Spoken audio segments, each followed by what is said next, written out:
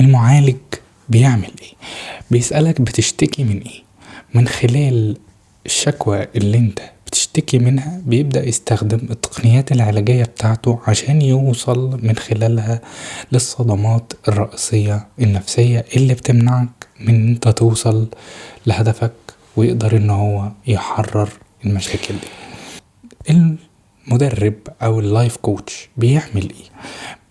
بيسألك شوية اسئلة، من خلال الاسئلة دي بتبقى اسئلة عميقة جدا بتتاخد بشكل تدريجي لحد ما نوصل لجذر المشكلة. هو مش بيعالج ولا بيدي نصايح، هو بيدي خطوات بتمشي عليها.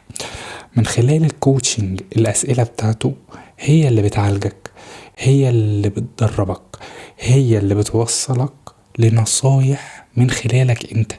يعني انت اللي بتوصل للمشكلة وبتوصل لعلاجها، وبالتالي بتقدر تطلع نصايح وخطوات وتمشي عليها، وبالتالي برضو بتقدر تحط خطة مناسبة ليك انت، مناسبة مع اللايف ستايل بتاعك، مناسبة مع ظروفك، مع مشاكلك، مع اي حاجة من الحاجات دي. بتقدر ان انت توصل للهدف بتاعك من خلالها. انا كمعالج وكلايف كوتش بقدر اعمل جلسات تساعدك بشكل اسرع ان انت توصل لهدفك.